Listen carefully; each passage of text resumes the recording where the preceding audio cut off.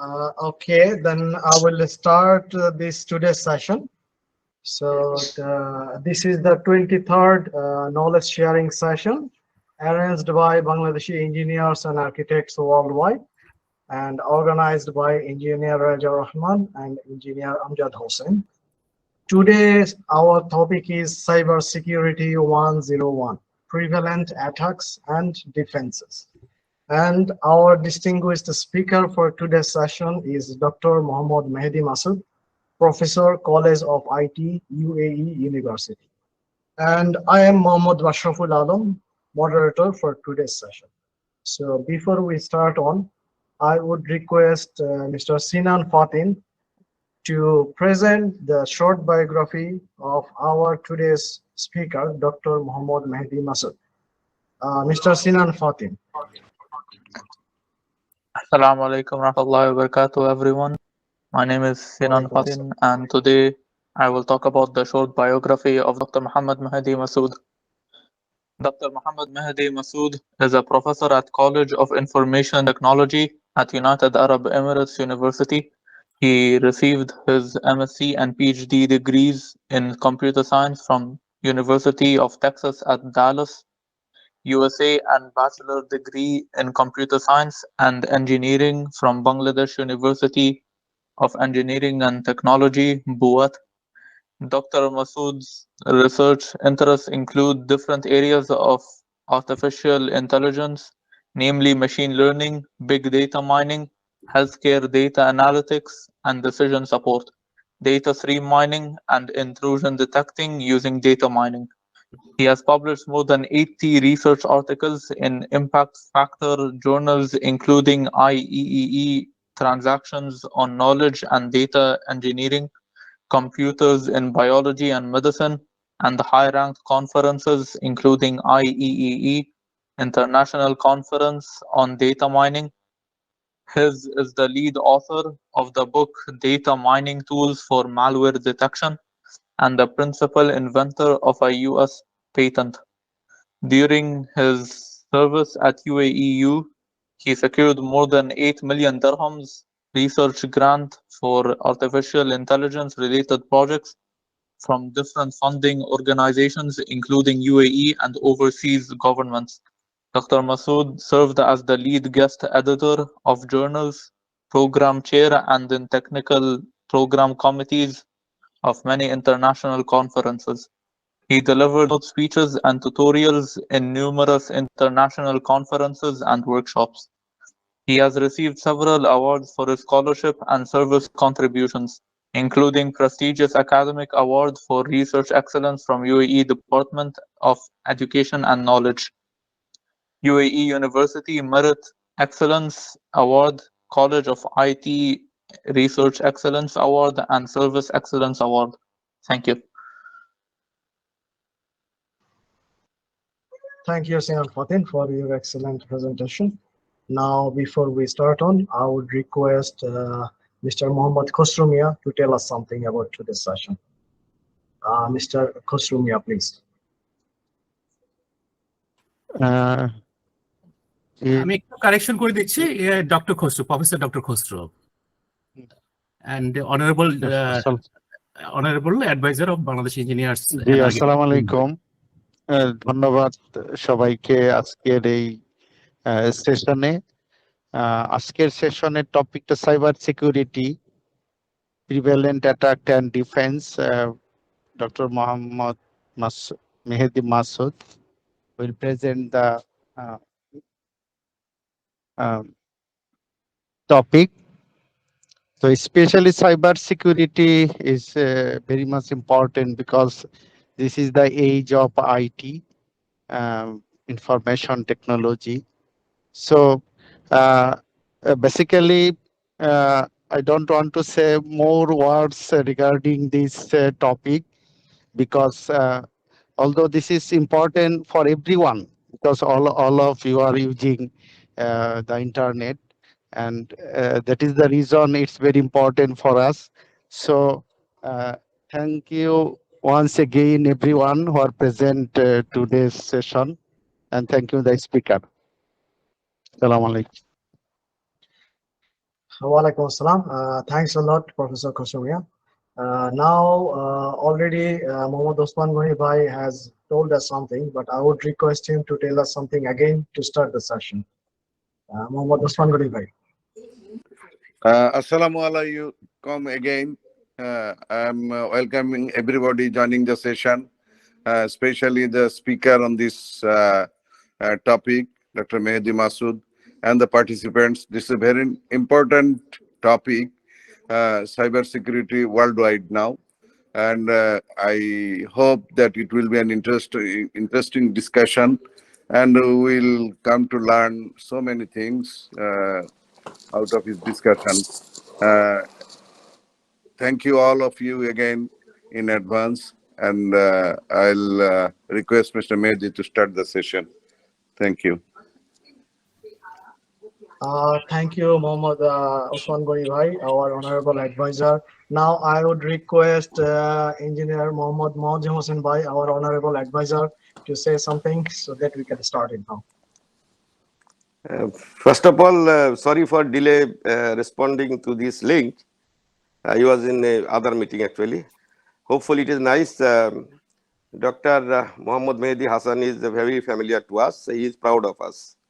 And he's working in one of the best university in the UAE, and especially in the capital city in Abu Dhabi under this one.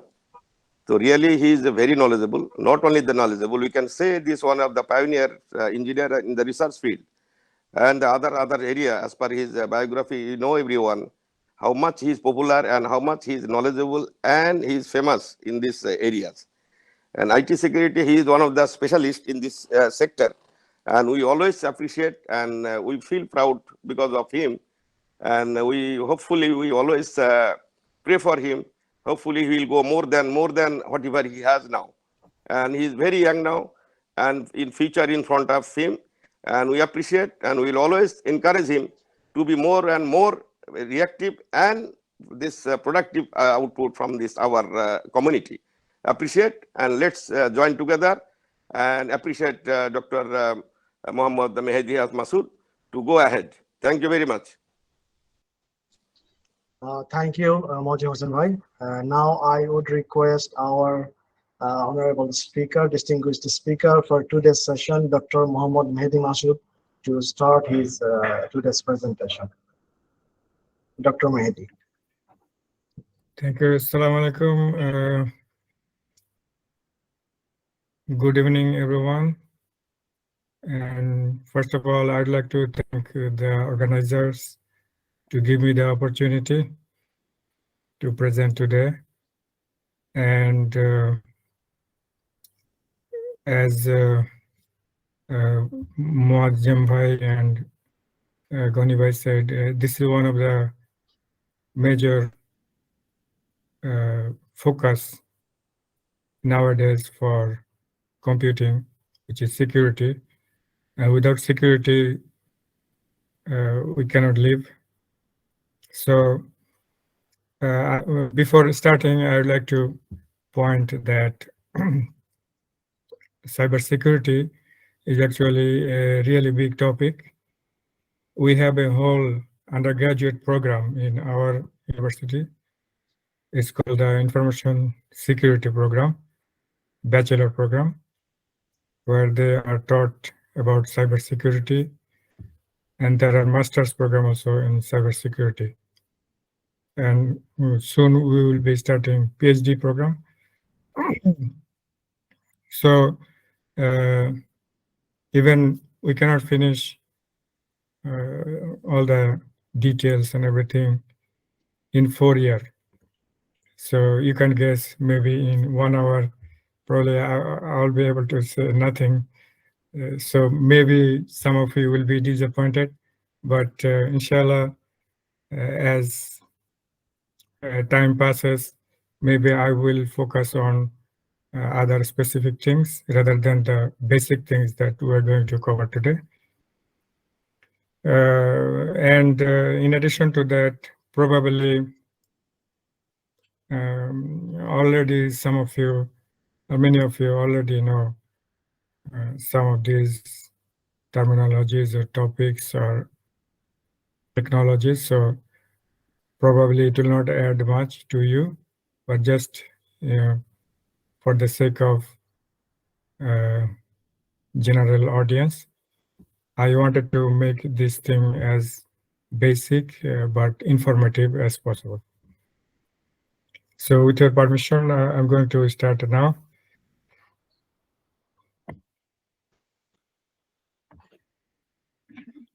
Please. So basically, I divided the presentation into 4 parts, which is first I will go through some introductory ideas about computer security. Then we're going to look at some common attacks. And then we will look at countermeasures. I mean, how we can prevent and detect those attacks. And finally, the conclusion for today's lecture. So this is just a formal definition by NIST. NIST is the National Institute of Science and Technology in America. So NIST handbook, computer security handbook defines the term of computer security as the protection afforded to automated information system in order to attain the applicable objectives of preserving integrity, availability, and confidentiality of information system resources. So I will break down these things, this whole definition. I will break it down into smaller pieces so that we can understand it in more details. And I will walk you through each of this terminology. So it will be more clear, all of this. So the first thing that they're talking about is integrity, availability, and confidentiality. So I will come to this. These are known as the security goals, CIA goals, we call it. And information resources or assets. These includes hardware, software, data, and so on. So these are the CIA, we call it, the main security objectives or goals of computer security or cybersecurity. Confidentiality, integrity, and availability. So just in brief, I will say each of them, but then I will have 1 or more slides for each of these. First of all, the confidentiality, which includes data confidentiality and privacy. Integrity includes data integrity and system integrity. And finally, availability. So this is also known as the CIA triad.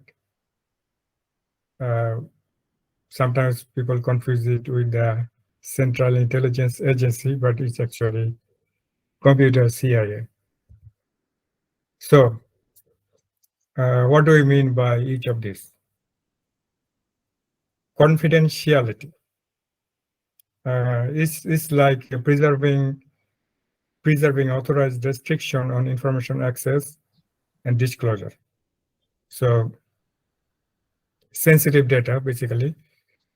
We don't want our sensitive data or private data or resources to be exposed outside.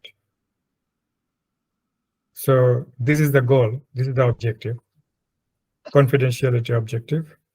And it has many facets, including privacy, anonymity, and so on. Then comes integrity. Integrity is a little bit more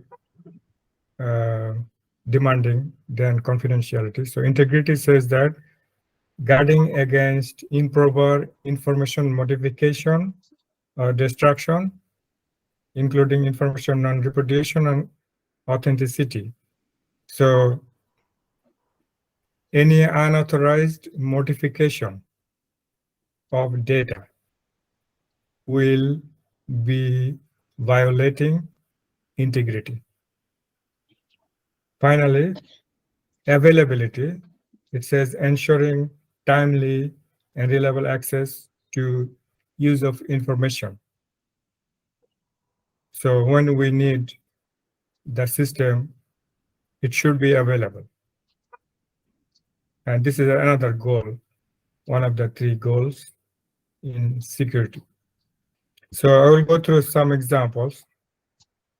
Before that, there are 2 more things that are related to security, which are not included in the CIA triad, but they have been added later, but they are nowadays, they are also very important. Authenticity and accountability. So authenticity is verifying the identity of a person to do something or access something. And accountability is taking care of the information who did what. Okay, so if someone did something, he is accountable for that. So that is also part of a security.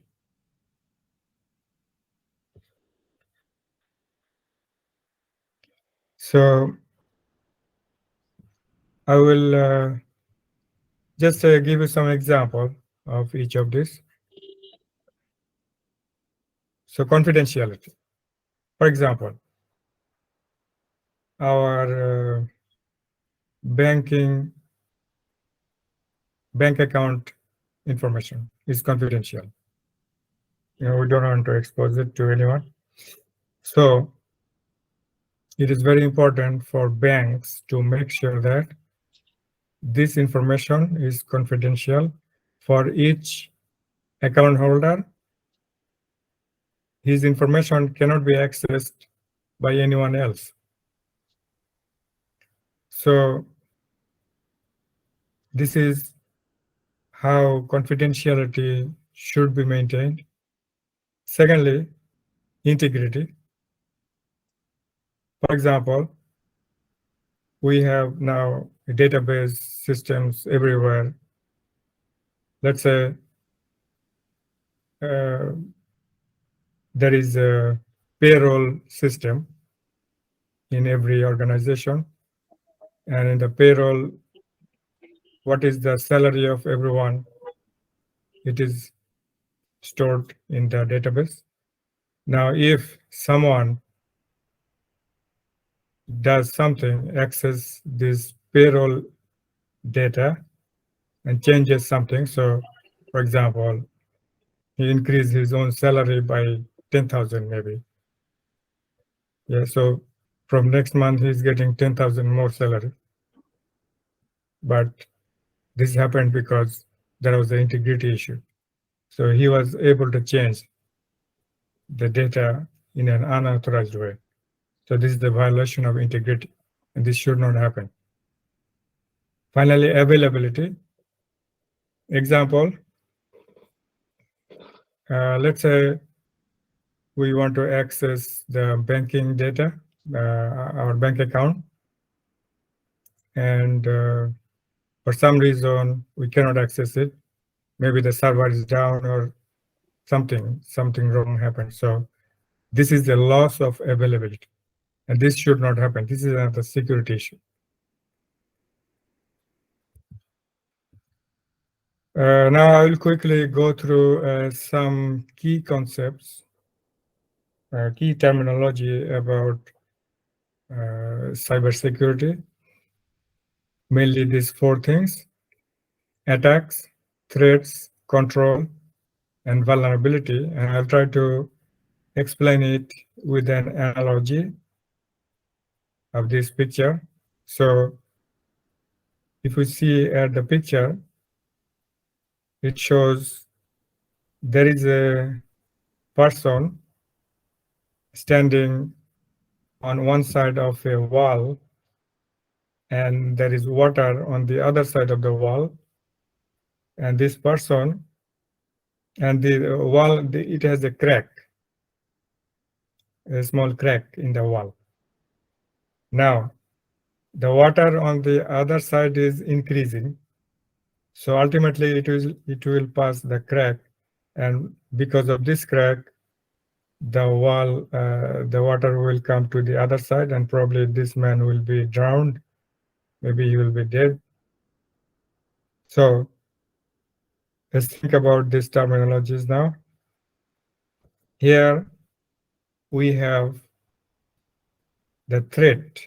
In this example, the threat for this person, the threat is the water.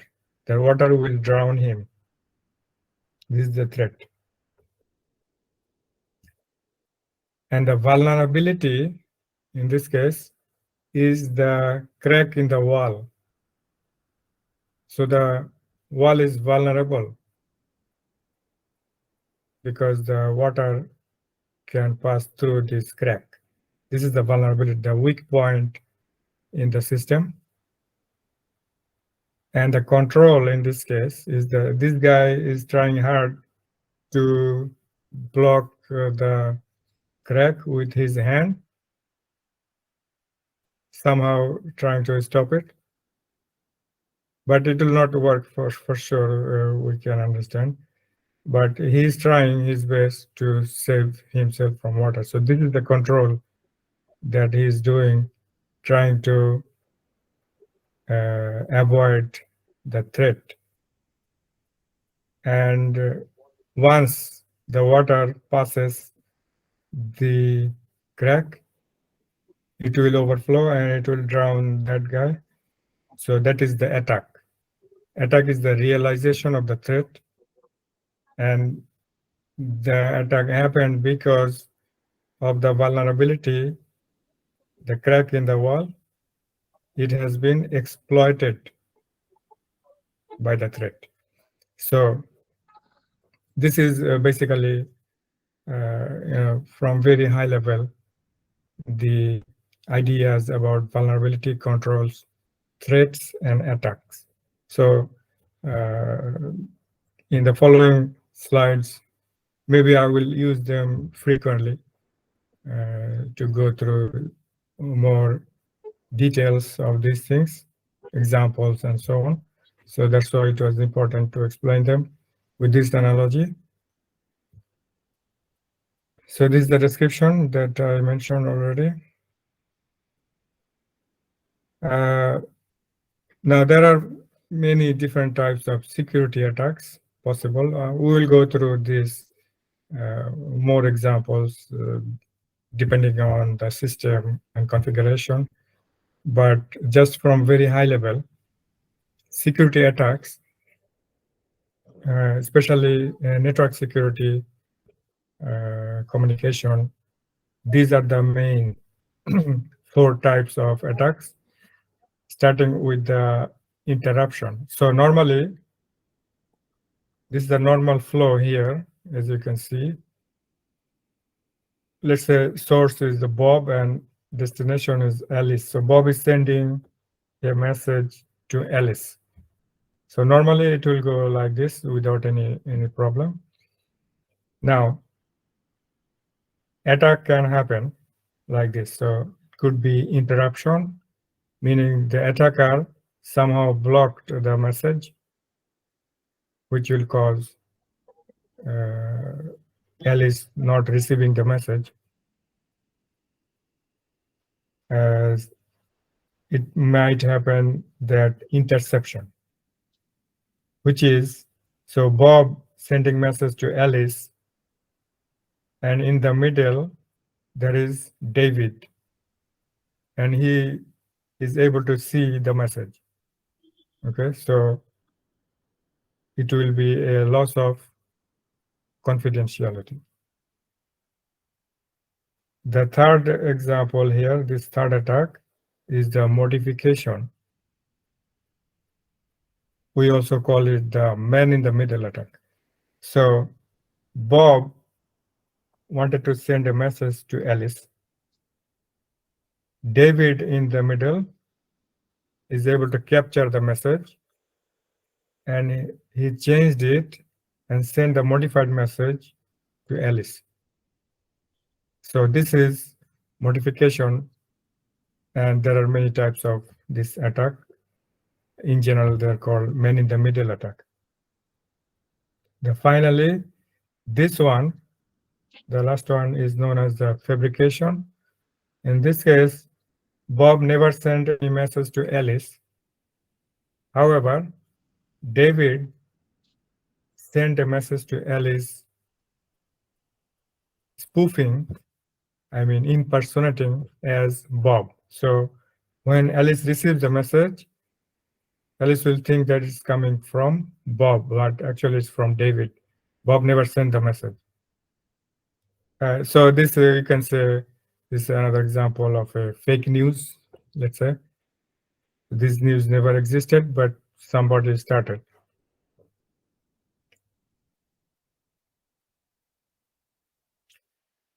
So what are the some examples? Computer and network assets and examples of threats. So let's say hardware, any equipment, if it is stolen or disabled, this is the loss of availability. Software, we have a program deleted or access denied, this is loss of availability. And if the software is pirated, unauthorized copy is made, that will cause confidentiality problem. If the program is modified somehow, that will cause an integrity issue. In case of data, if the files are deleted, access are denied to specific files where legitimate access should have been given, this is loss of availability. And unauthorized access to data, this is loss of confidentiality. So for example, Bob should never be able to see Alice's bank account if they are the same bank account holder. But if Bob can see it somehow, that is the loss of confidentiality. Existing files are modified or new files are fabricated. So for example, Bob is able to do unauthorized transaction, taking money from Alice and putting it in his account. So he did integrity problem. Communication lines. So I will skip this. So this is just hopefully the basic idea.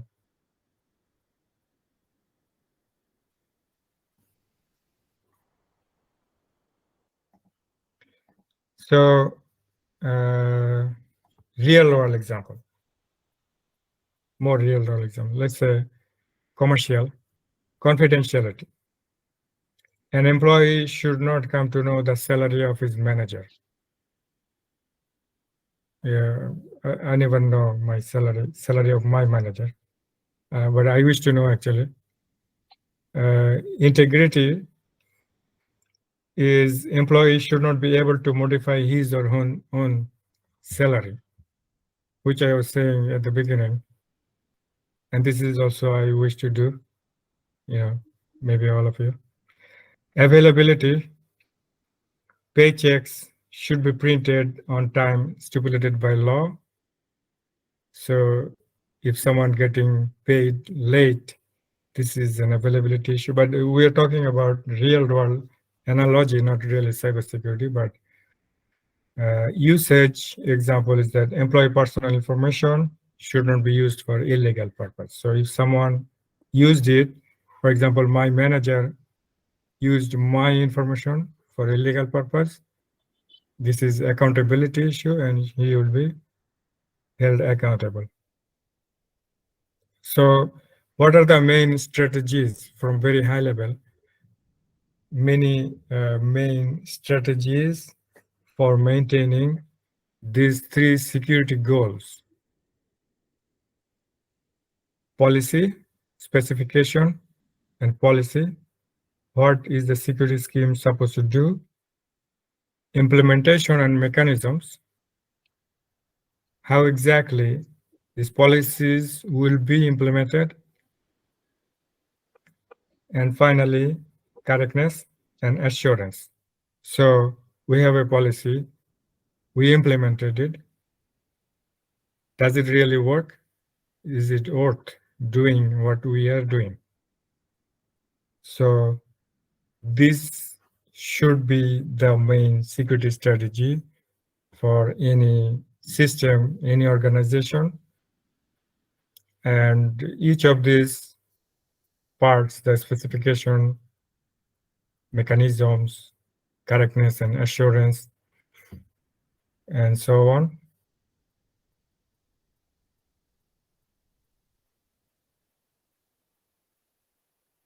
So we have policies, and basically these policies are aligned always. They should be always aligned with the security goals, confidentiality, integrity, and availability. So for example, banking software policy should be that one account holder cannot see the bank account of another account holder. This is policy. Now, how do you implement this policy? This is the mechanism. So I will go through some of the mechanisms, the main standard mechanisms that are used to implement these policies later. And the correctness and assurance is basically doing different types of testing and analysis. So there are 4 complementary course of actions for the security implementation, mainly prevention, detection, response, and recovery. Prevention is we have to use technology or technique to make sure that security policies and security goals are not violated. For example, encryption, one of the most commonly used prevention technique is encryption, which will make sure the unauthorized access of data cannot happen. If data is encrypted, even if the attacker looks into the encrypted data, he gets nothing because it's all garbage to him. Secondly, detection. This is also very important. We will see in a minute with some examples. I will explain a few infamous security attacks example. So detection is very important because sometimes attacks really go undetected.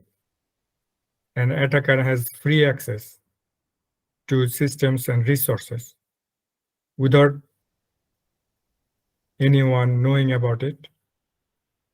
And that is a big problem. So that's why it is very important that we detect an attack or even attempt of attack as soon as it is there. So detection. Response is once we see that, yeah, there has been an attack. So we have to have appropriate response. So we need to see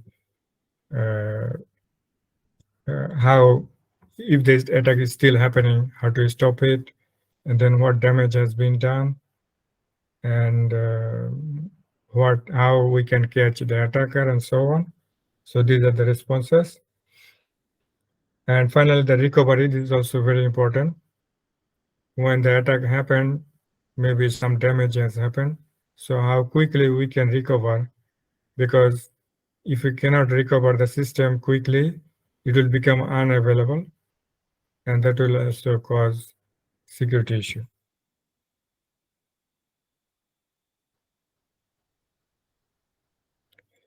So just another analogy about these four terminologies: prevention, detection, response, and recovery. So private property, we're talking about our house. So we prevent the thief, for example, coming in by locking the doors, windows, and having walls around the property. So this is how we prevent some thieves to come in and get our resources.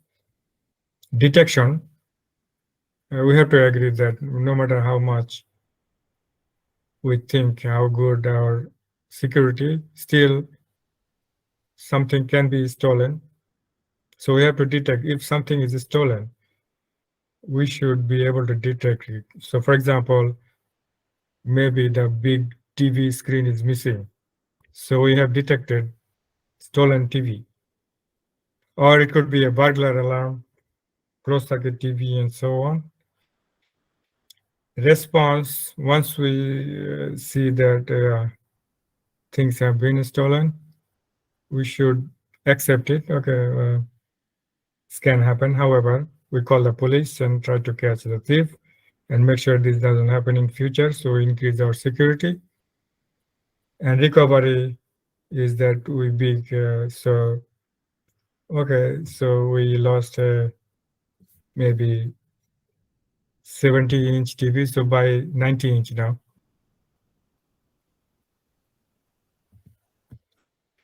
All right, so this is just an introduction,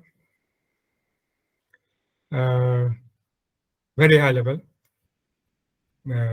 basic ideas about computer security. So now we will move to the next part, which is common attacks. So we will be looking at some real world attacks and different types of attacks that can happen in different settings of cybersecurity, cyber systems. Then finally, in the third section, we will go through some common and important that should be followed by everyone, including organizations. These are the countermeasures. So let's go to the attack section. So I'm going to some of the infamous security attacks that happened maybe in last 10 years. So starting in October 2013, there had been, so it is Adobe, the software system, massive hacking of its IT infrastructure. And the damage was really big. 150 million accounts were stolen. Accounts means user accounts, including login, password, name, credit card number, and expiration dates. So lots of financial data have been exposed. In addition to that, over 40 gigabytes of source code were stolen. So this is the entire source code for Core Fusion product stolen as part of the source code of Acrobat Reader and Photoshop. And this is the major setback for Adobe. And how this has happened, stolen passwords. So I will highlight this later in more details. Password security is one of the most important things in nowadays in cybersecurity. Weak passwords, one of the main causes of having a lot of attacks. In 2011, Sony PlayStation network was attacked, and the damage was more than 77 million users were hacked, banking information compromised. Sony PlayStation PSN has to be closed, and Sony had to pay millions of dollars in fines. And how this happened, using an attack we know as SQL injection. Okay, so this is a kind of web attack, but I will not discuss it today because of time limitation. But this is one of the main prevalent web attacks, mainly attacking the web servers to gain unauthorized access to the database. And this is how it happened. Target is a big chain store in America. So Target was the target this time. And it happened in December 2013, cyber attack. And what happened? Data from 110 million customers were hijacked between November 27 and December 15, including banking data, personal data, and so on. And Target had to pay millions of dollars as a compensation. Now, how did it happen? It happened using RAM scrapping. So RAM is the memory. So the RAM that was in the cache register of the target, hackers were able to install a malware in the cache register, and they were able to capture all the data in the RAM. And this is how they collected this data. And guess what? Who developed this malware? You know, one of the most productive malware development countries, I would not say East European. Anyway, the third one, Marriott. This is a big chain hotel chain. So they first spotted this attack in 2018, but it has been happening since 14. So this 4 years, they had no idea this attack is is happening. So as I said, detection is really, really important. And the earlier you detect, the earlier we can stop it and make the system more secure. So how did it happen? Using a large-scale cyber attack. And the damage was information from up to 500 million guests of the Marriott account were stolen, including banking data, information access to using passports, and many other things, many sensitive information. And Marriott is facing millions of fines from UK authorities. And how, excuse me, how did it happen? Unauthorized database access. So somehow the hacker was able to access the Marriott's database. I mean, this should never happen because normal users cannot access the database directly. They have to go through the web application. But somehow the hacker got it and they stole this data. Yahoo. This attack happened in 2014, and the damage affected 500 million users. Later, Yahoo said that it is actually more than 1 billion users. And I remember this in 2013, 2014, getting an email from Yahoo saying that your account information might be compromised. Please change your password immediately. And this happened, you know, the attack started in 2013. They didn't have any idea until 14. So how did it happen? Using malicious cookies.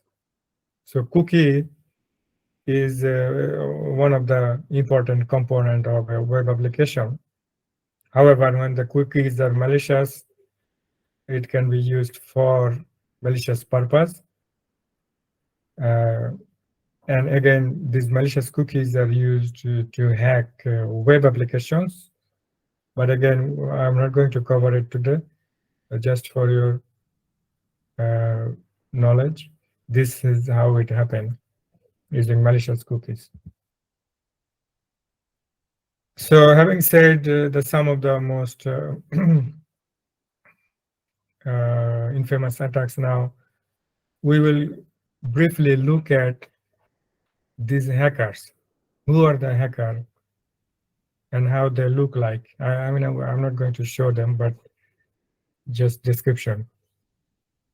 So 5 types of hackers that we're going to look at: white hat, black hat, gray hat, blue hat, and elite. So white hat hackers are actually good guys. So why they are called hackers? Because they actually hack with permission. So they take a permission from the organization for hacking, and they are paid for hacking. But their intention is good. I mean, they're trying to find the vulnerabilities, the weak points, if there is anything, any security vulnerability, security hole, they try to find it. And that's why they are also known as ethical hackers. And this is ethical hacking, penetration testing. On the other side of hacking is the black hat.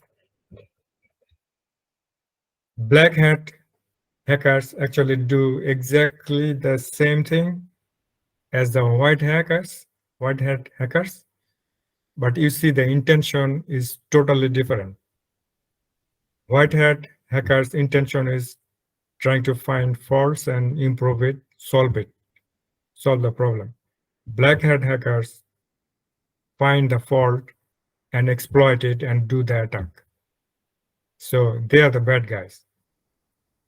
And this is most of the hacking we have seen so far by the black hat. Gray hat is in between. They are mixed. I mean, they're in the gray area.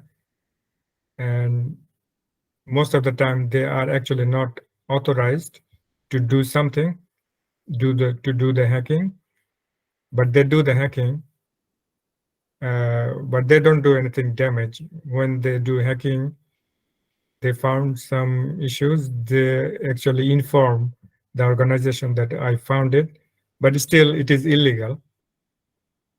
Blue hat, these hackers, they are also ethical hackers. However, they are not white hat because they are not in the payroll of the organization. They do it as a freelancing. So there is lots of organizations for blue hat hackers, competitions and so on. So they're doing freelancing, they take permission, do the hacking. If they find something, they get paid, otherwise they don't pay anything.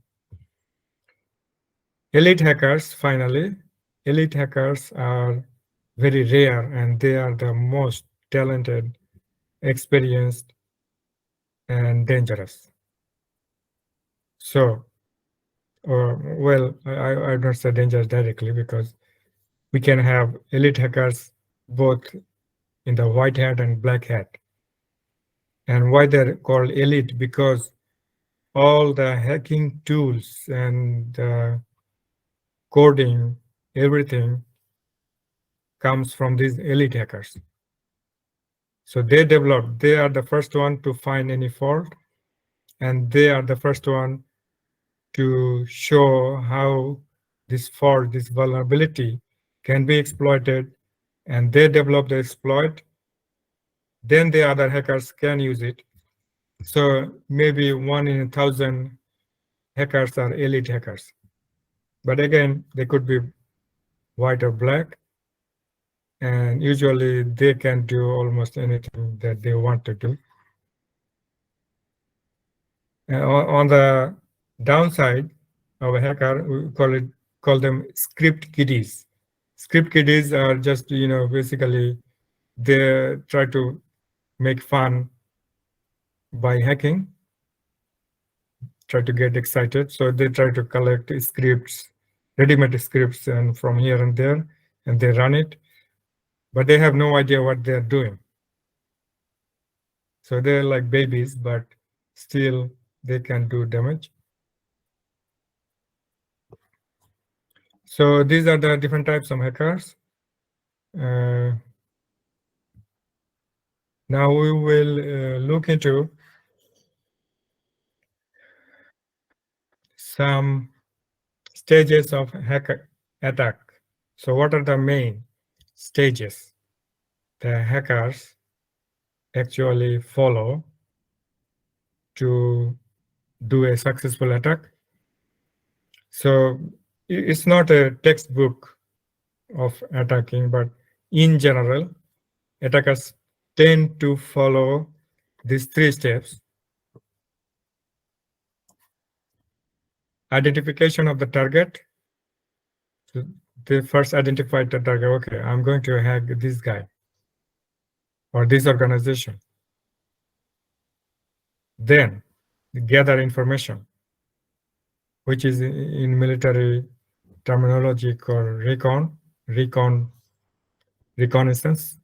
So they do recon, try to gather as much information as possible about the target. The goal is to find, as the more information they have, the more better idea they have about the weaknesses, and the more successful they will be in developing the exploit and the attack. And then once they have enough information, they launch the attack. So this is 3 steps. Not necessarily always it is done in the same sequence, but this is the most general way of doing attacks. So for example, I can say one interesting attack, but I will not mention the exact name and application, but this happened, this was in the news. So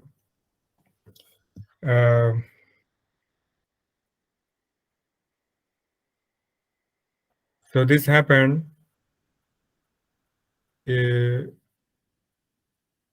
few years back, where there is a very famous phone company. They had a application in their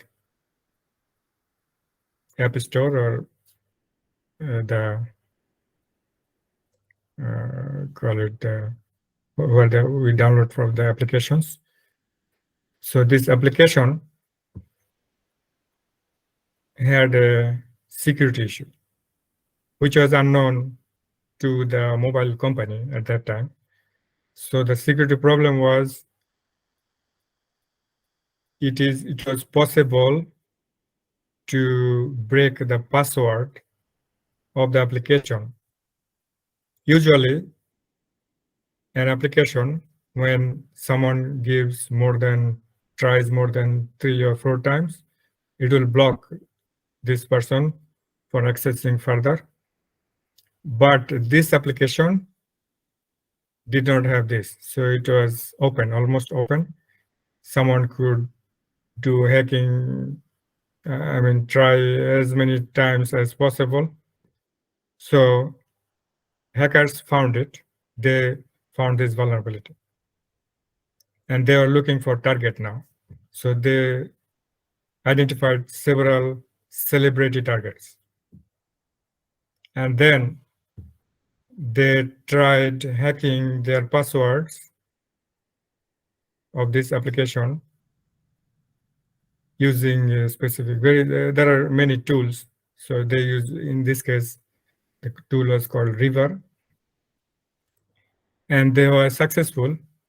As soon as they break into the application of the celebrity, they were able to get all his pictures, private pictures. It's not only one celebrity, there are many. And they published it online. It was a big mess.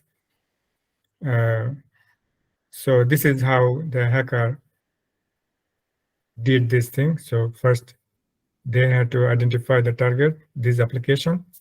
Then they gather information about this application, how it can be attacked, and then they launched the attack.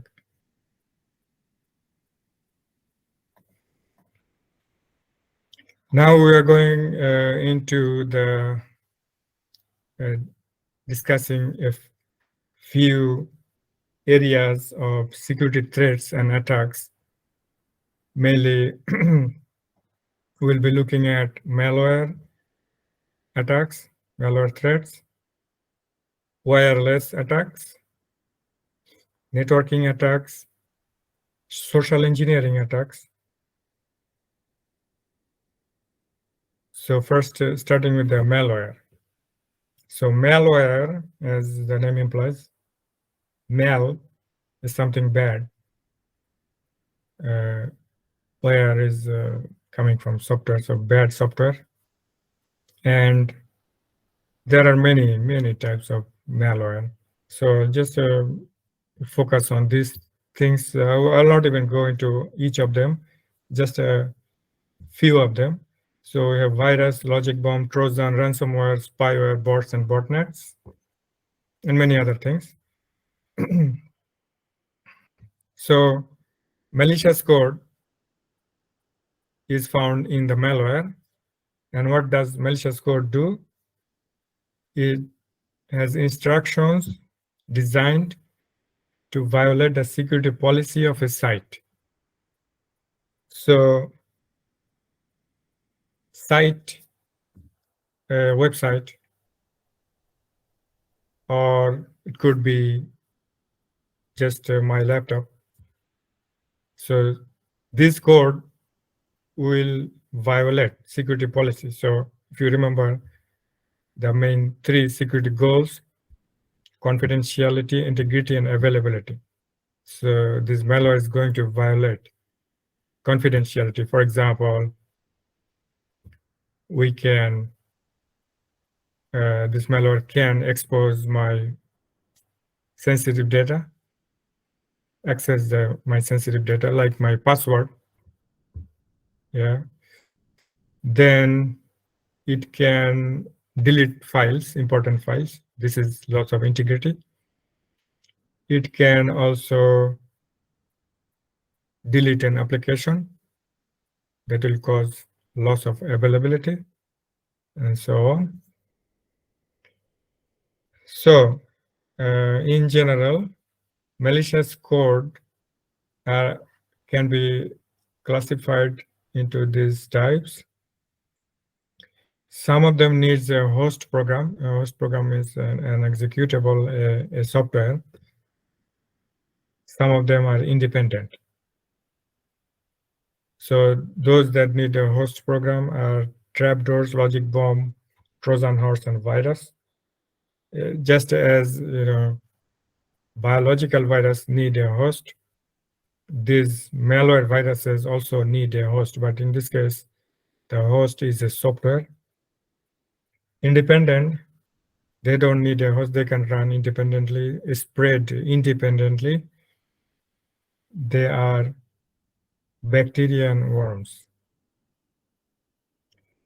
And the other types of taxonomy is the insider. So trapdoor, logic bombs, these are done by insiders, meaning by the developer who is developing the code. They are doing this. Outsider cannot do this. On the other hand, propagation component, these three things, virus, bacteria, and worms, they can propagate.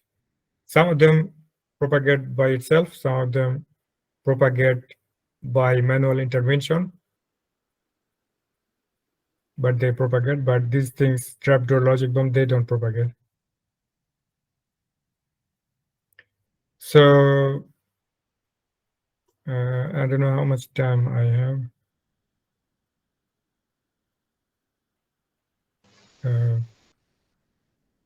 Mehedy bhai, we can have 15 minutes more actually. 15, yeah? Yeah, Yeah, one inshallah, no problem. So I will skip this. So, but just I'll go quickly. One sentence. Trapdoor is a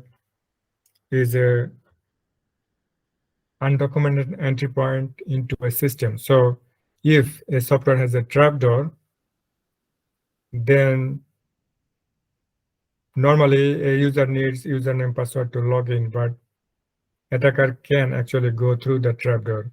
It's also known as a backdoor without any authentication.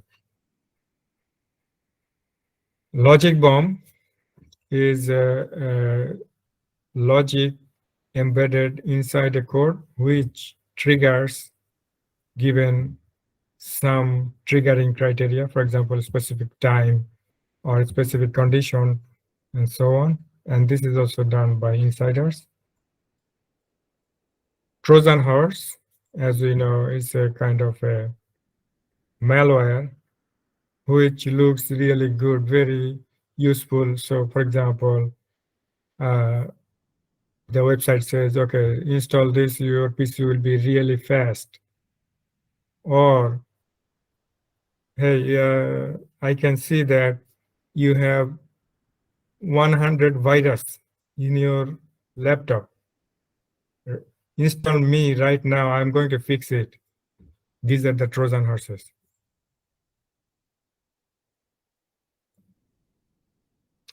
So virus is a piece of software which usually attach themselves into a legitimate software. And then so it looks like this. I will not go into more details. So it looks like this. So we have an original program. Let's say this program, this Google Chrome. This is a program. If it is infected by a virus, then what will happen? The virus will add itself to the code of the Google Chrome. So why is that? Because every time, next time after the infection, every time we run Google Chrome, the virus will run first, and it will be loaded into the memory, and it will do whatever it wants to do. It could be like this virus can be part of the beginning and end. There are some viruses that are actually going to the empty spaces of the program. One of them, we know it was called the CIH virus. It came in 1998 and it caused real big damage to Windows PCs. CIH, the name for this guy who developed it, Chen Yinhua, he's Chinese. There are many different types of viruses: boot sector, files, encrypted, polymorphic, and so on. So I'll just skip it. The second type of very dangerous type of malware is worm. So worms, main difference between virus and worm is that worm does not need to attach itself. It's an independent program, and it can actually propagate itself automatically through the network. And probably you know the first worm was developed by Morris. That's why it's known as the Morris worm. It was released in 1988. And it caused a lot of damage, but it did not do anything bad. It just jammed the network. Because the Morris, he was a student at that time, and he was just experimenting with his maybe a school project, and somehow this worm came out of confinement, and this caused this damage. But it was really ingenious invention by Morris. And what happened? He was punished because of this. So he was an undergraduate student at the Cornell University, and he developed it when he was 23. So what happened to Morris? He was convicted of violating the Computer Fraud and Abuse Act and sentenced to 3 years of probation 400 hours community service. Somehow he avoided the jail time, a fine of 10,000, and the cost of his supervision. Where is Morris now? Can you guess? He is a professor at MIT. And who was the first to analyze the Morris worm? Professor Spafford of Purdue.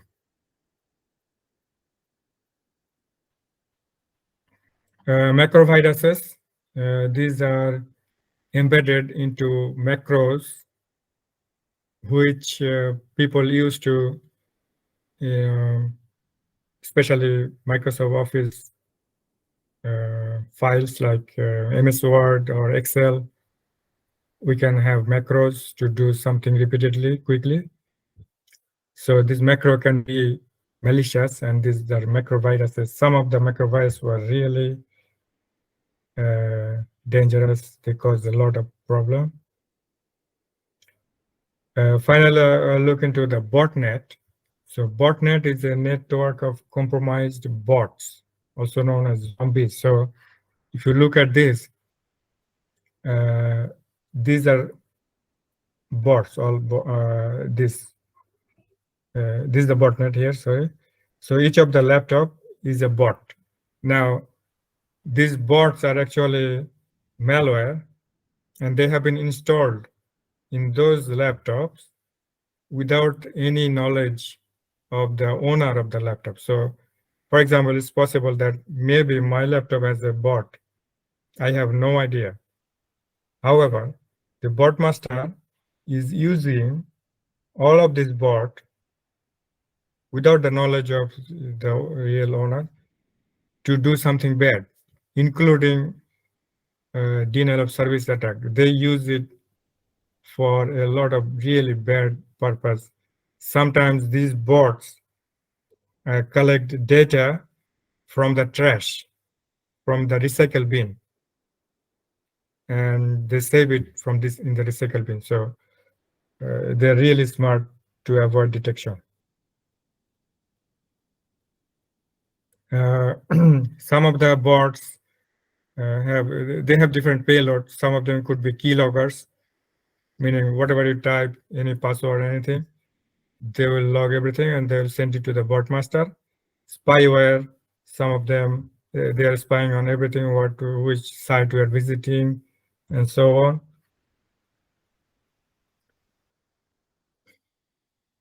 The next, so we talked about malware, different types of malware.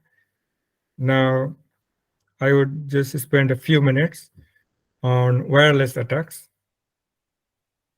I was going to discuss these three things, but there's no time. So just first one, disassociation attack and evil twin.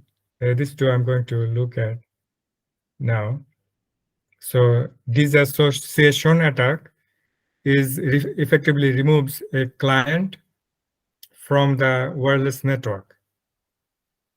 How it is done, it's actually not very difficult. The wireless administrator actually can do, but attacker can also do by impersonating the MAC address of the victim. And, you know, some hotels actually do this intentionally. So someone logs into the free Wi-Fi of the hotel, they do it intentionally, disassociate the Wi-Fi of this user to make sure that he cannot access it and he has to pay.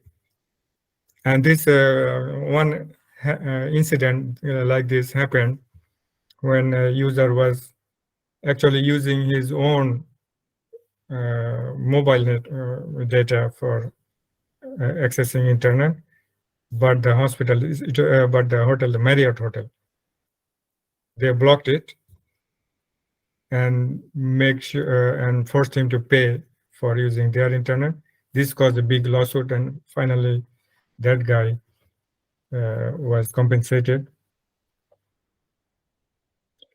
Evil twin this attack, actually, this can happen when, let's say, there's a free Wi-Fi network. It looks quite legitimate, but it is actually made up totally by the attacker. So if someone joins that network, all of his data will be vulnerable to exposure. It's a big privacy sensitive issue. And although it appears to be difficult, but it can happen, and it happens. And this is how our personal data can be stolen. In the network attack, mainly there are two types that we'll be looking at. Denial of service. Probably you are familiar with this. So this happens mainly through big organizations' server. So attackers target a specific server and they send so many traffic that the server becomes really slow, and maybe sometimes it just stops working. So legitimate users cannot access it, and this becomes a denial of service. And for big organization, it can be a big loss. So the hackers actually do extortion. They say, okay, pay me this amount of money, we will get rid of this attack. So sometimes they are forced to do this, pay them. Man in the middle attack, this, as I said in the beginning, it is also very common, where maybe I'm just doing browsing internet, but probably somebody is in the middle, is watching everything. And maybe he's modifying my data. It's possible if we're going through a proxy and the proxy administrator is actually an attacker. Password attacks. Sorry for interruption. We can have 5 minutes more in the session. Sure, inshallah. Okay. So password attack is one of the most common types of attack. This happens because of weak passwords, and there are many techniques for finding password, including the brute force attack. Brute force attack means, let's say we have a very small password like 6 characters. There are programs that can try all possibilities, and it can do, even if it's 8 characters, it can find the actual password in less than 1 second. Dictionary attacks, there are some dictionary of passwords. So people are used to use a fixed set of passwords. For example, I'll show you in a minute. So you can Google it. There is a big dictionary of password people are using. So this type of tools try to use all of this dictionary password and see which one works. And sometimes it works. Replay attacks, where the same message is replayed many times, so it gives some extra advantage to the hacker. Session hijacking happens when I am browsing, let's say I'm browsing a bank website, and somehow hacker was able to get my session cookie. He can hijack my session and he can do everything that I was doing. And this is what I was saying. Strong password is actually most important, one of the main starting point of having secure security, effective security. And if you see the top 10 weakest passwords in 2023, it includes 1, 2, 3, 4, 5, 6 or admin, and even in 1, 2, 3, 4, 5, 6, 7, 9, 8, 9, 0, even this is in the top 10. Zero-day attacks. These are the attacks that were unseen previously, but just came. So most of the antivirus, firewalls, IDS, they are not able to detect it. So there are many social engineering attacks. Probably you know most of them. I'll just go through 1 or 2. For example, dumpster diving. In this case, the hacker tries to go to the trash can and find sensitive data. So it's very important to shred all the sensitive documents before we trash it. Watering hole attack is when the attacker tries to load malware into very popular and trusted websites. That will cause the clients to download the malware and run it in their machine. Spam phishing, phishing, this is your, whaling. This is a special type of spear phishing where the target is the top management, the CEO. And this happened, remember, probably you remember this, in 2020, Barack Obama's Twitter account was hacked. And so what he's saying, I'm giving back to my community due to COVID-19, a Bitcoin sent to my address below will send back and doubled. So people actually send money. You know, some people are, they need more education, as I said. So Joe Biden, Elon Musk, Bill Gates, all of them have this kind of message in that time. Their account were hacked. You know how did this happen? Some employees in Twitter, they were caught by phishing. So their account were hacked, and this how the hacker got into the Twitter server, and they just changed these messages. However, later the hackers were arrested. So countermeasures, because I don't have much time, I will just go through the main points that we actually should know. The first thing is education. We need real good education on how to secure our system, how to do secure, browse securely, how to have a good password, and so on. Not click any link that is suspicious. Don't download anything that is free unless it is really trusted. So just some basic rules if we can follow. For example, sometimes maybe we think that, okay, we have a very good antivirus. I'm paying a lot of money. It may not work all the time. Okay, so no matter how successful an antivirus company is identifying new malware, there will be always delay between criminals publishing the malware and antivirus discovering it. So this is especially true when attackers publish more than 200,000 of new malware every day. And this includes the zero-day attacks. So with this in mind, users need to practice safe computing habits. They cannot rely on antivirus software and other technical controls to protect them.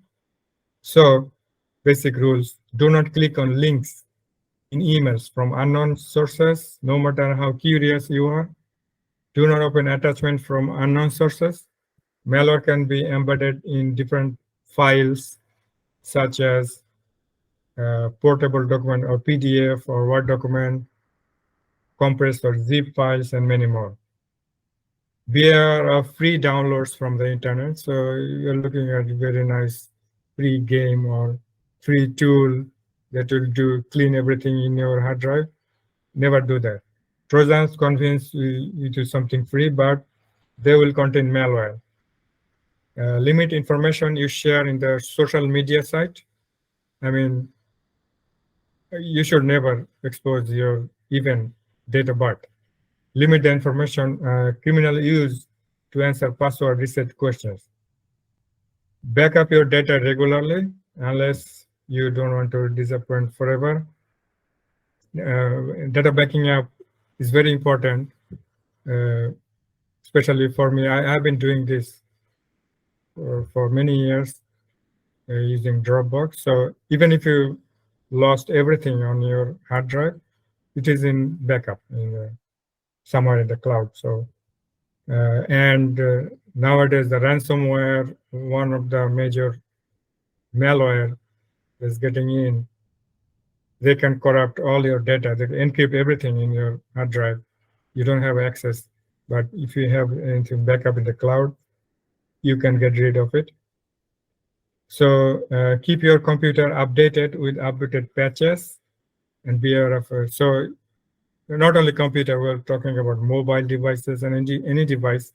When you see there is the security update, any OS update, you have to update it because this is going to patch the system against the vulnerability that have been found already. So if you delay the patch, you make your system more vulnerable, and that can cause the attacker to attack you. Keep your antivirus software up to date, but don't rely on it to catch on everything. So I think probably because we don't have much time, I was going to. Yes, Mehedy. So just we a have conclusion. a question and answer session also. So if anything is missed out, I think maybe the attendees can ask the question and it can be covered up.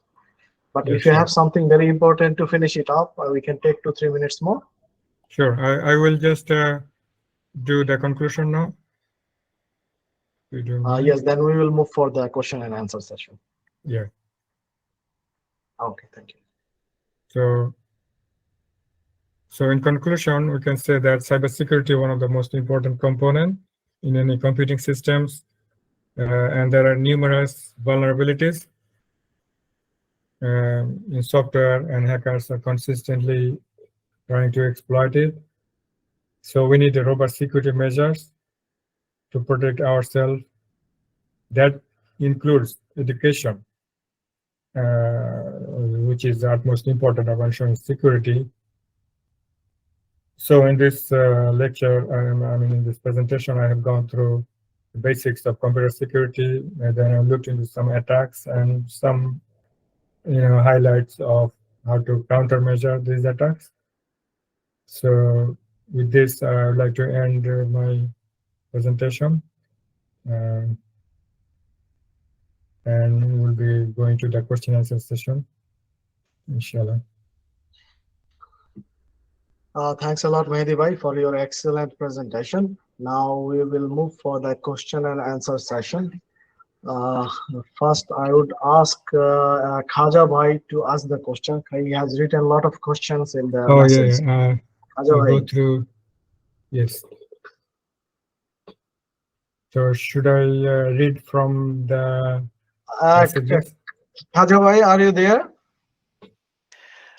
Yes, I'm there, but if you can go through them, that will be fast, actually. Okay, good. Okay. So I can see. Okay, I'll go through the first one.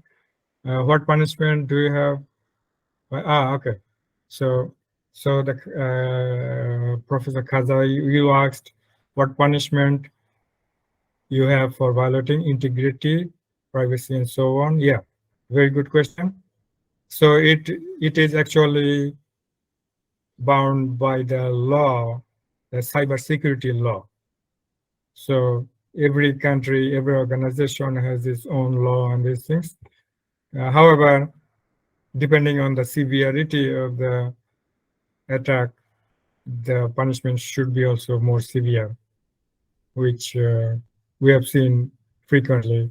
For example, this example that I showed you with the Twitter, they're going to obviously big security jail times. Does it answer your question? The question is that we are not aware of any kind of punishment which will make them, coming in a bigger way in the media. So the hackers are in trouble. I mean, we have never seen such a thing. Rather, it is promoting hacking. Like we feel the opposite way. Like, I mean, if I could be a hacker, I could be a millionaire in a very short time. So rather, it is a very positive end of it. So my question is, the punishment is in order to stop it and put more security on the public side. So was there any instance created? I think you are right, exactly. We haven't seen any exemplary punishment. You are right. So probably the government should work more on doing this. I agree with you.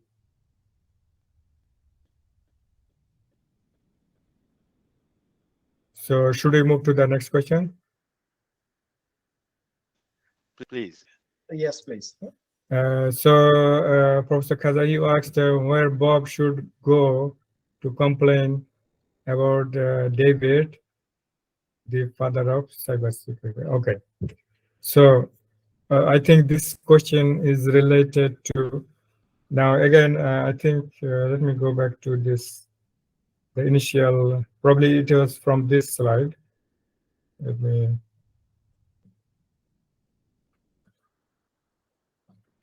Yeah, the life of Bob and Alice. This one, right? In that.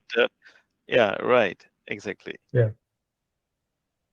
So we're talking about the interception, right? Or modification. No, they're correct. The interception. Okay. Okay. So interception. Bob, if it is possible to intercept. So let me give you a real example. If someone is browsing in a coffee shop, for example, and he is browsing a website which is not secure, then all his data are visible, and anyone can be David, even I. There are tools, so many tools available. For example, Wireshark and these things. We can capture all the packets, everything he's doing, where he's browsing, what message is passing, everything can be seen. Okay, now the question is, what punishment should be given to the David? Well, again, that's a policy issue. But I agree with you again that he should be punished, and based on his actions and intentions. For example, if he was able to steal credit card information and he used it later, he should be punished accordingly. But if he's just doing it for fun, maybe punishment should be less or something. In other words, I mean, what is your recommendation for Bob to be smarter than David? Of course, yeah. So actually, in the wireless security, I was going to discuss this thing. However, there was no time. So there are many things Bob can do. First of all, when he is communicating with Alice, you have to make sure that the communication channel is encrypted. I mean, this is the best way to make sure no David can see what is going on. And this is how most of the websites now, they do it. For example, any website, even Google, if you look into the Google's, let me show you google.com. Just for the information.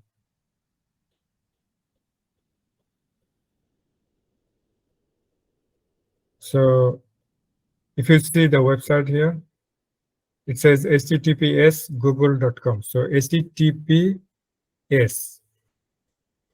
This means a secure web page. So what I'm doing now, I'm browsing Google, and this is the Google server. So all the data, so I am Bob, Google is Alice. All the data or messages between me and Google is encrypted. There is no David who can see what is going on. Okay. How it is encrypted? Because the web application itself is using encryption to encrypt all the communication. So this is the first thing. Now let's say there is also a possibility that there is no HTTPS, there is only HTTP. These are not secure. So if I am Bob, I am browsing a HTTP website, Alice, then the communication is not encrypted. It is easily visible by David. All right, so it's my own risk if I want David to see it. However, there's a way around, which is I can establish VPN communication. So probably the web application doesn't give any security, but we can make the channel secure using VPN. And that will also prevent David to see what is going on. So these are the two main technologies that can be used, VPN and the HTTPS. However, encryption can be done in many different layers. For example, HTTPS, this is application layer. And in networking, we have mainly 5 layers. Application layer, if the application gives security, it is fine, we can do it. Application doesn't give security. However, the lower layer is called the transport layer. If it gives security, for example, when you are doing a credit card transaction, probably you have seen that SSL encryption.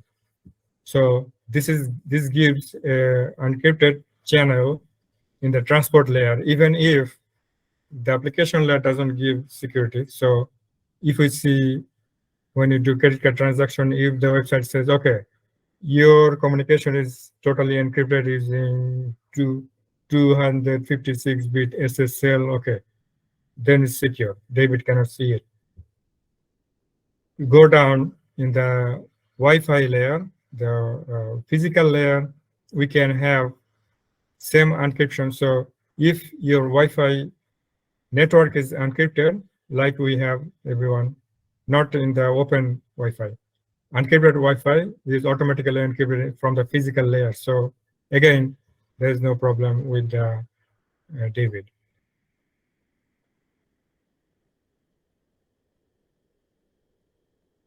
So should we move to the next question?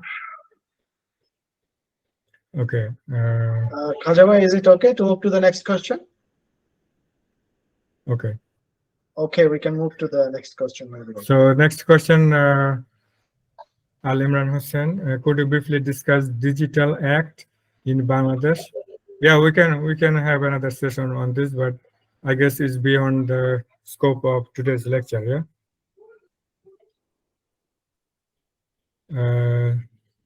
Professor Kaza, you asked, what is the standard salary of a hacker? You mean the white hacker? Correct. Yeah, they earn a lot of money. Cannot believe it. Security is one of the highest paid. If someone is good, he has, maybe he has vacation 9 months, he has to work only 3 months. This is how is his salary. Is there any PhD on hacking management in UAE? As far as my knowledge, there is nothing. There's no PhD. However, we have masters in information security, and they have been taught this type of courses, penetration testing especially. So this is the highest level, but PhD, I'm not aware of any PhD, something like this.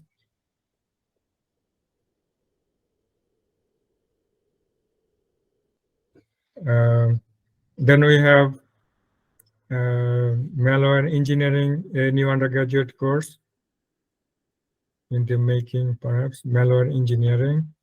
Yeah, we have course similar, not directly malware engineering, but similar, which can be used as a baseline for malware engineering.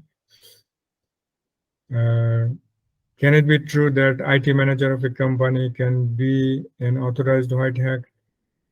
IT manager of a company, yeah, it can be. Even the CEO can be white hacker. Is it good to allow cookies or disallow from, okay. So if you trust the website, usually this is what I do. I allow all the cookies. I don't care. If it is trusted website, if it is not trusted, don't even go inside the website. Okay, forget about cookies. Osman Bhai, thank you very much for presenting basic knowledge. Okay, the topic should be elaborate. Yeah, in the future session. Yeah, hopefully, inshallah, I will try. Shadala, thanks for advising not to rely on antivirus. Okay. Yeah. Okay, so I guess this is the last question. I'm sure Lalo. If there is any other question, I can answer it. Dr. Mehedy, I have only one question. Yeah. Finish it, then I have one question. You finish it. Sure. No, yeah, please proceed. Okay. Like this, all this, not only this cyber security system, all the security system before happening, there is some alarming system or like information system, like sometimes microsecond, millisecond, or seconds. There are different steps of alarming system for higher security level. For example, like if you go for the electrical system, if you go for this any other software system, there will be some indication that that's something going wrong. Yeah. And then immediately you cannot take action, but you're supposed to be the next layer to protect them. You have the contingency plan to protect the system because you are getting some alarm or the information. True. So is there any sub type of information or like proactive information so that the authority or this company can take necessary contingency second level action to prevent their total network or systems? Yes, it's a very good question. In fact, you actually asked the heart of the security question, which is how do we detect attacks and what are the precautions and so on, and how do you prepare the preparedness. So the thing is, yes, any enterprise network, we call it defense in depth. So it's a layered approach. Starting the lowest layer is the firewall. So the firewall will block the first types of any type of attack. So it's more preventive. However, the next layer, we call it IDS or intrusion detection system. So intrusion detection systems, nowadays, they are way advanced. And it is not just one machine. It can be a network of machines which collects data that is coming and going out, and then it will, based on the signature rules or some heuristic rules, it will generate alerts. So these are alarming system. They actually don't block anything, but they generate alert that, okay, there's something wrong is going on. And then, excuse me, just give me just 1 second.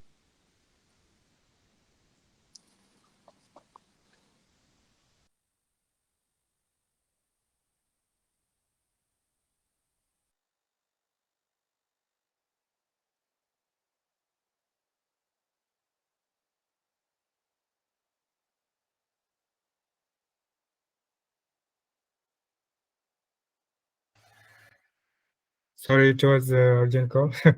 Yeah, so this is the second layer, intrusion detection system, and it will generate all kinds of alerts. And these alerts can have different levels. So something just informative, someone may be based on severity. So it could be severe or critical. Now the system administrator should be able to look into these alerts, and he should be able to take actions. In addition to that, there are systems that we can install which actually can suggest, okay, you have this problem, this is your alert, what should be done? I mean, there's a standard procedure we can follow, or if it's really too complex, the security experts can start working on it immediately. Probably the best thing would be to just take the network down, stop everything, and do something quickly to figure out what this problem is coming from. So yeah, like you have this structural layered security approach. I mean, this fail-safe systems. Also in networks, we have this kind of systems. Yeah. Thank you, Mehedy. Really, I'm sick Okay. today, Khada Bhai. Assalamu alaikum, Khada Bhai. I came late, and all our participants really, we are really benefited with the session. So, Mehedy, we request you once again. I think we need more sessions to understand. Sure. Really, we are very much interested. You see the participants still 21, 22 participants still listening you. So Yes, thank you. we are very much interested. It is thank you and appreciate all these things. I appreciate And we are very it. happy to see you. This type of Thank you. important things Hard you to are say. bringing in front of us. It is really appreciated. Any other question? Thank you. Check Mr. Ashraful and then let us know finally.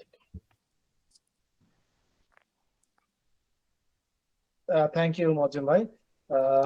Mehedy bhai, I have one question actually. Yeah. The question is related to the open protocol. Now, Mhm. many softwares are being developed by using the open protocols. Now, in case of those softwares developed like this, how they manage the security of this one, or how secure they are actually? Well, before I answer this, are you talking about APIs or protocols? No, I'm talking about the APIs. Yeah. Okay. Good. So let's look into this from two perspectives.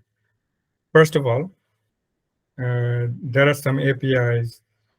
They are developed by the community. So open, if something is open, it is developed by the community, which means it has, we call it hardened code, meaning it has been tested and verified by many people. So if they have any problem, they would have, update it and make it more secure and so on. So my point is, it is always a good practice to use open source, because if there's any problem in the open source, people are out there. They can suggest solutions. You can look into solutions, and people are always engaged in this open environment to develop more secure software. However, you should be careful, if you are using API. Now, let's say you are using an encryption algorithm. Okay, so the suggestion is, don't try to write your own encryption algorithm. Encryption algorithms are already out there. Open, use it, because everyone is using it, and it is proven to what? Proven to be secure. However, on the downside of the open thing is that if the attacker, for example, he is posting some software and you try to run it in your device and thinking that it will help, this is very dangerous. So first, we should look into the trustworthiness of the website and the API, and how well the community is managing it. And then, is there any problem that people, so we could do a little bit research on this. And then once we're confident, we can use it.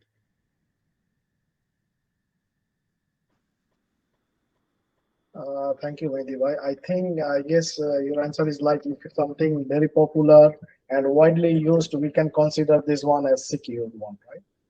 Yeah. Okay, thank you. Okay, I don't see anybody raising the hand. Is there anyone wants to ask any more question? I would request to raise the hand or directly can ask the question. Yeah. So I just have one question. I have a question, which is actually I was going to ask Muazzam Bhai and also Khoshu Bhai. So and Professor Khaza is also here.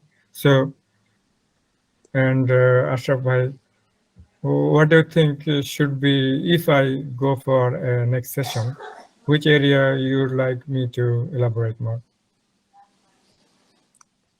From my side, first answer is like this. Our daily life security. What is the daily life security means? We are using two things.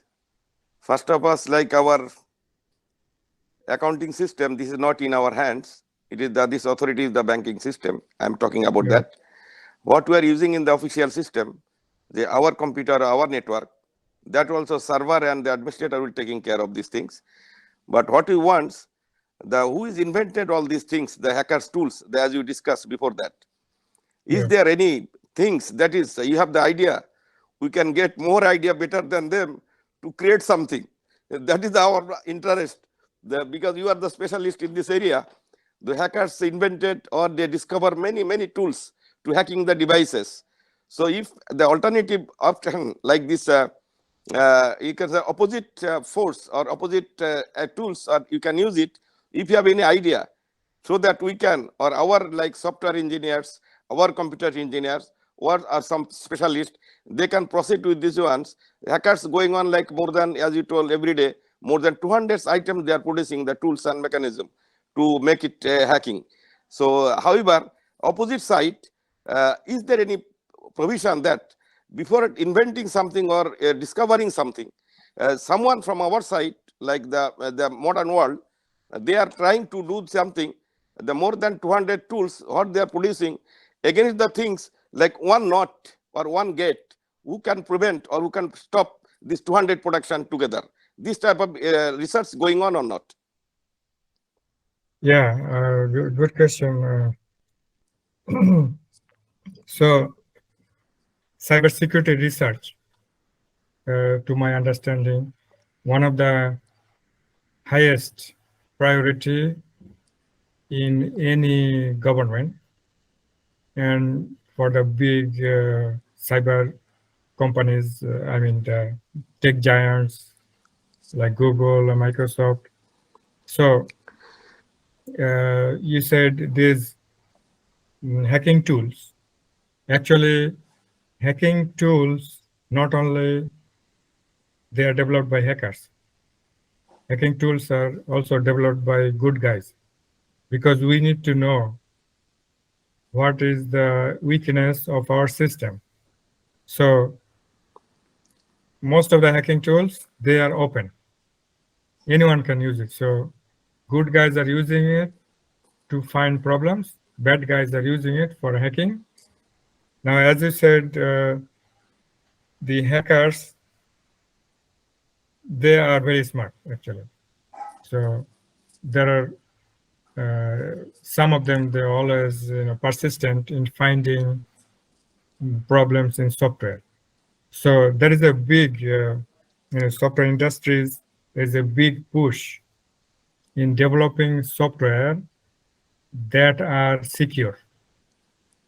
So to get rid of all these security vulnerabilities, to begin with, we have a full-fledged research and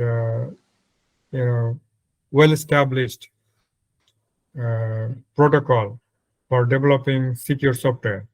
And if you look into the history of Microsoft, you will see that before 2003, it was really a mess. I mean, so many bugs, but then Microsoft came up with this idea of secure development lifecycle, which actually showing or giving a guideline or technique to develop the software securely. So previously, people just develop a software and test it if it is working or not. But nowadays, good software companies, they make sure from the requirements, there are several stages in software development, mainly requirements, design, implementation, and testing. So in all these phases, the security vulnerabilities and the defects in the software are eliminated and make the software as foolproof as possible. However, we should keep in mind that softwares are developed by humans, and humans are not perfect, so software is not perfect. So always there will be some vulnerability, always there will be some hacker who will go get in. So therefore, it is a continuous battle between good and bad. Sometimes we don't even have any idea. Even big companies, they have no idea what is going on, if there's any bug. As you have seen some examples, even Apple in 2012, they had a big vulnerability in Apple, and they had no idea until 2 years. And in the meantime, a lot of things happened. So the thing is, the defense side, we are always trying to improve. I mean, we're spending a lot of money in research, education, in development, just to keep the bad guys away. And I would say that still, because of some limitation, for example, how this Twitter attack happened, because of some employee clicked some link. That's it. The whole company is down. I mean, we can make mistakes, but if someone does not know, is not educated well, he can actually get down the whole company or whole network just by one click. Yeah, Mehedy, it is very much clear and really appreciate. I understand all these things. I understand now. What is our request? That's I'll finish my part. Just can you make it like a level 1, 2, 3, 4, the workflow or flow chart that can be identified easily. That part is our very, very important and requirements. Like level 1, you have the flow chart for the level of security. Level 2 having this type of security and flow chart, and level 3 like this security and then flow chart with this, as you told, the preventive action, and then we can take care from our home security, from our like office security, from our business security. That will identify immediately, so that will more helpful, particularly for me. I am telling you. Thank you very much. No more question, and appreciate. Thank you. Well, I thank you, think that. Hasan bhai. Yep. Yes, Khaja bhai. All right, yeah. I think Muslim Bhai covered the main part, and actually he was trying to say that for laymen, like if you can guide us and tell us how to be in the secured side, like a children that you're operating your daily work using internet and browsing. These are all daily life issue. Now, how do I know that I'm protected or unprotected? And if you can give us some kind of handy stuff in your next presentation, I think that is useful for all walks of life, and you can make a precedence of how to ensure your security yourself without asking for any help from any external people.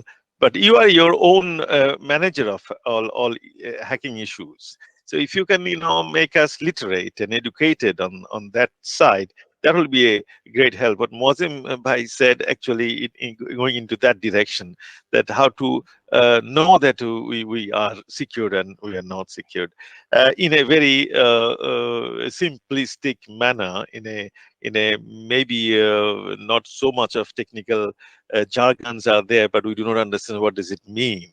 So if you can put it in a very simplest way, then life becomes easier. And now you showed in the Google, okay, this is called HTTPS. So you have to find an S initially to make sure that, okay, you are encrypted and you are secured. Similarly, the question is that now you are doing this online knowledge sharing, whether we are secured or not. I mean, whatever you are saying, is it going to hackers or not? Or how many hackers are attending this session? I don't know. So the question is, I mean, how we ensure ourselves secured first in the online business, open air. And if you need to do something, then what is those measures that we should actually take in the first place? Sure. Yeah. Very good question. Yeah. Actually, I apologize if I went too much technical, but hopefully in the next, if there is a session, I will make sure I'll go through 1, 2, 3, and probably I can also do some hands-on. There is nothing wrong in your presentation. That was wonderful presentation. I think that is undoubtedly, I think, one of the best I have seen. Terminology, they have nothing to do with this. What I'm saying that try to make them user-friendly so we know them. And that's what I meant, actually. Sure. Yeah. So I will. I'll make sure next time it is more usable and you know, it's more reflecting real life scenarios. Yeah, inshallah. Okay, Mehedy bhai, I can see a couple of hands being raised. Shahid Alam, you raised your hand for a long time. You can ask your question. Shahid Alam, Engineer Shahid Alam. Assalamu alaikum, Mehedy. Alaikum. Thanks a lot. That was really detailed, and I never experienced such a great discussion before. So, thanks a lot. Thank you. I have 2 questions. The first one is, as a desktop user, like I don't have any experience on servers, like, so as a desktop user, should I really care about the firewall? And the second question is about the unencrypted, like the site you mentioned, the only HTTP. So if, can I consider Tor is better than the VPN? Good question. Like I don't trust VPN, right? I don't trust because I don't know what they are doing with my data. But it Tor, it's open source.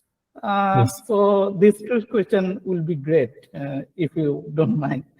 Yeah, sure. So the first question was if firewall. Firewall, in personal computer. Okay. All right. So you're talking about your home desktop or office desktop? It's my personal computer, my home computer. Okay. All right. So desktop. In your personal computer, don't even worry about firewall because you are already behind a firewall, which is maintained by the IPS. So, for example, I don't know if are you in UAE? So, if you are logged in to, I mean, your Wi-Fi network is from Etisalat, it is already behind a firewall. Not only one firewall, they have multiple layers of firewall. So there's no need for any more firewalls. It doesn't matter. I mean, even if you're in Bangladesh, you are using Grameenphone. Grameenphone already have a firewall. So you are already inside the firewall. You are in a private network, so it is well protected already. However, as I said, the malware and these things, firewall cannot actually, even if you have a personal firewall, it cannot block malwares. You need special antivirus and other intrusion detection systems. So going to the second question, the Tor, yeah. So VPN, actually, I was talking about VPN, not the commercial VPNs. VPN can be done by organizations. So, for example, in our university, we have a VPN system. So, anyone, not anyone, I mean, we have to get a special permission. We can connect our desktop or laptop to the university VPN network. As soon as we connect it, it is inside the campus network. So all the communication between here in my home and up to the university network is already encrypted by this VPN. Now you're talking about the Tor thing. Actually, Tor is very powerful. And, you know, the hackers also use it to get inside the darknet. But yeah, you can use it because it's open source. However, maybe HTTP, if you're going to a HTTP page, unless you have really sensitive data transmitting, probably there is no need for encryption. Thanks a lot for the detailed answer. Much appreciate that. Thank you. Okay, Mehedy bhai, I don't see any more raised hand, so I think we can finish it up now.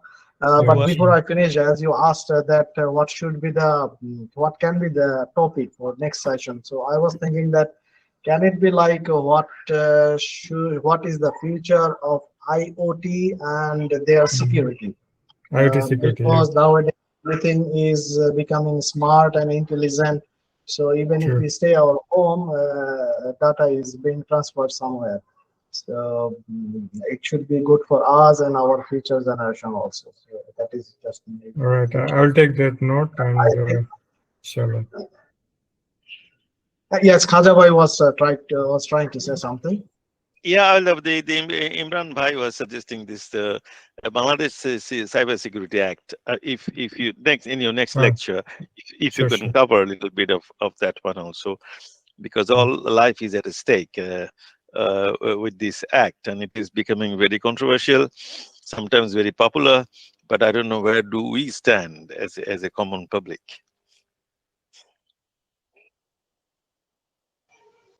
All right. Yeah, thanks for your suggestion. We can pack it up now.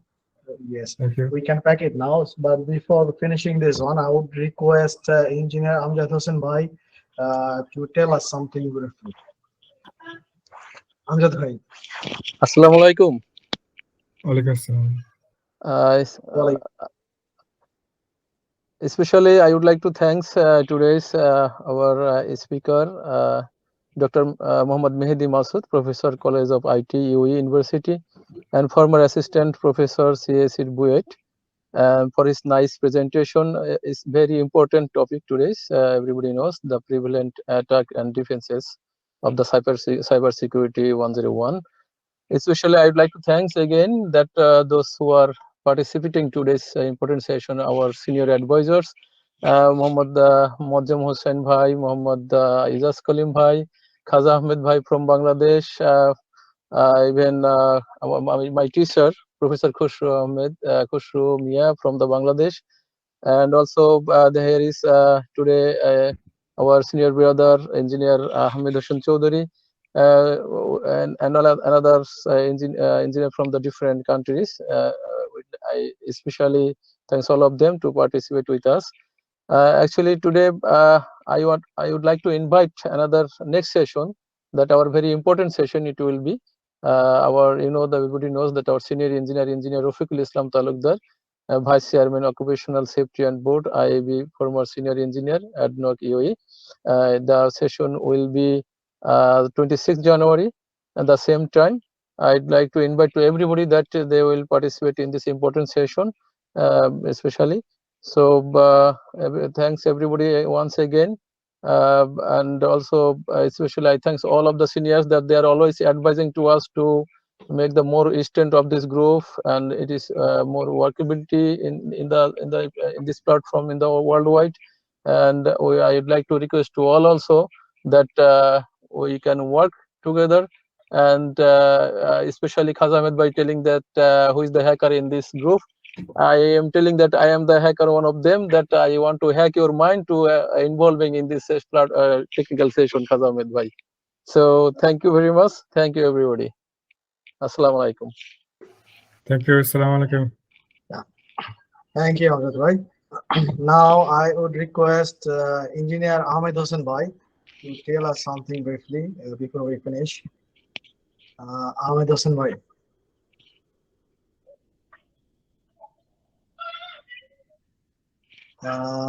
Ahmed Hossein Bhai, are you there?